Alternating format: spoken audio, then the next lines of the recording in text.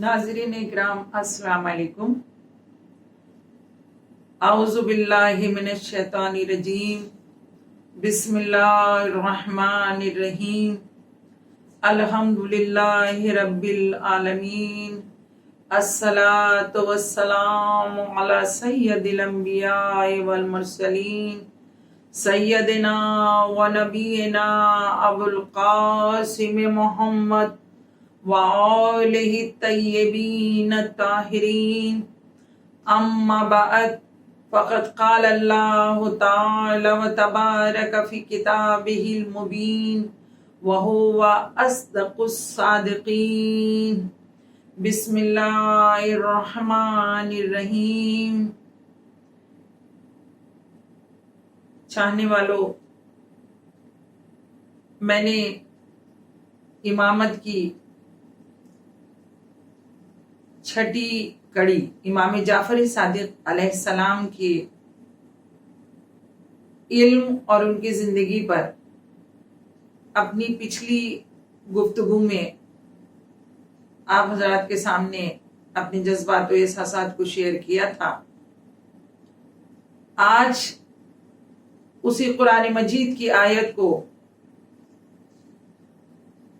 हवाला देते हुए मैं अपनी इस बात का आगाज करूंगी कि बेशक हिदायत की जिम्मेदारी उसकी है और दुनिया और आखिरत का इख्तियार उसके हाथ में है।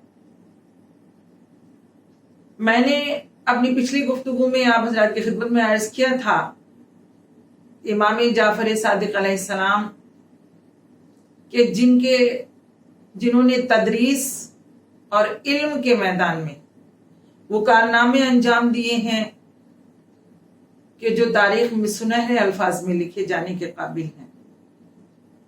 खुदा का शुक्र है कि हम इन इमामों के मानने वाले हैं कि जिनके इल्म से बहुत से ऐसे राज तहकीकात के जरिए आज मंजर आम पर आए, वो राज हजारों साल पहले ये जमीन और आसमान के उलूम के वाकफियत रखने वाले दुनिया को बता गए, जो आज सही साबित हो रहे हैं। नाज़रीन इकराम, आज की मेरी ये मुख्तसर सी गुफ्तगू जमीन के बारे में इमाम जाफर सादिक अलैहिस्सलाम का क्या नजरिया था। ऐसा ही एक नजरिया जो इमाम जाफर सादिक अलैहिस्सलाम का जमीन के बारे में है, जो मुझे गुफ्तगू आप हजरात के दरमियान करना है कि पुराने जमाने में इंसान को ये मालूम था कि जमीन गोल है। पुर्तगाल और स्पेन के तमाम बहरी सयाह, चूंकि बहरी सयाह एक उर्दू का वर्ड है, तो मैं अपने बच्चों के लिए, नौजवान नस्ल के लिए इसको आसान कर दूं। बहरी सयाह अलाउंग जर्नी बाय सी, जिन्होंने 15वीं सदी ईसवी के आखिरी निस्फ हिस्से और पूरी 16वीं सदी में तहकीकात या रिसर्च के लिए समुद्र का सफर इख्तियार किया, उस चीज से वाकिफ थे कि जमीन गोल है। ये बहरी सयाह ये जानते थे कि जमीन गोल है, और ये तहकीकात का जमाना जब ये सफर पर निकले थे, ये वो जमाना था कि जो बहुत दिलचस्प था, और उस जमाने से भी ज्यादा दिलचस्प था जब इंसान ने चांद पर कदम रखा। हिंदुस्तान के समुद्री रास्ते का पता लगाने वाला वास्को डी गामा, अमेरिका का इंकिशाफ करने वाला कोलंबस, माजलान, सभी जानते थे कि जमीन गोल है।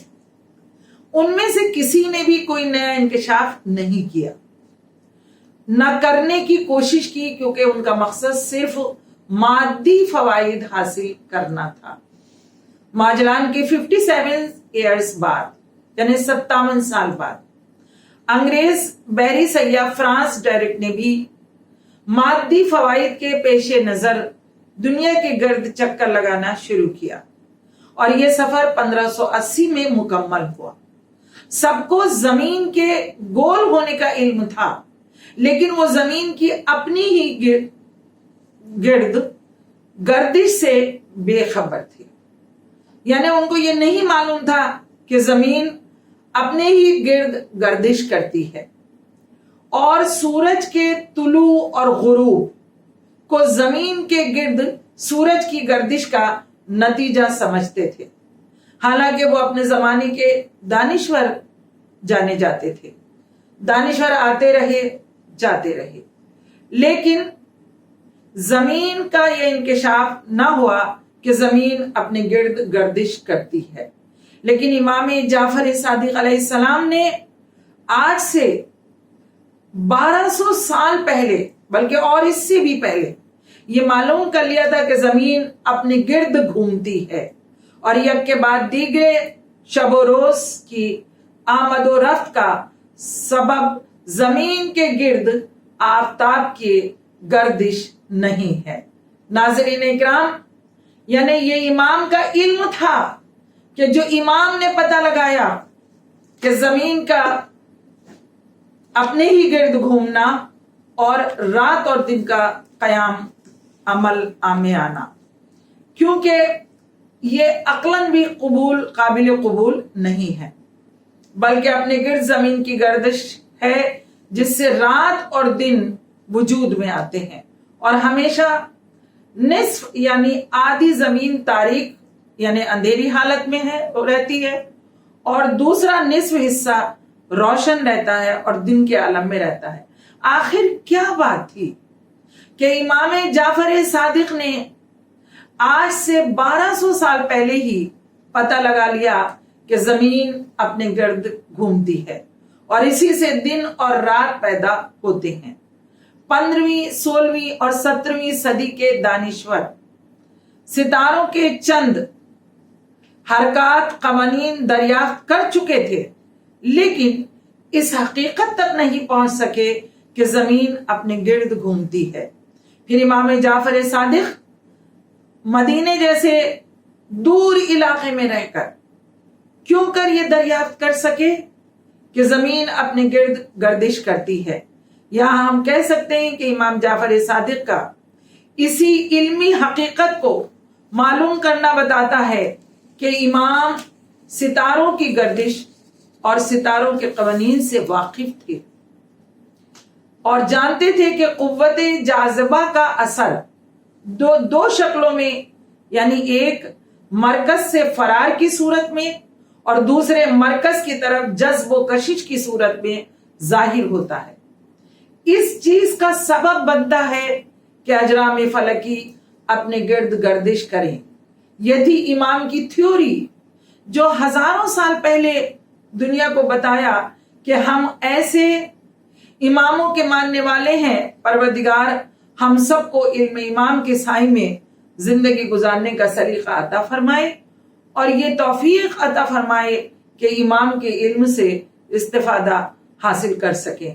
ربنا تقبل منا انک انت السمیع العلیم۔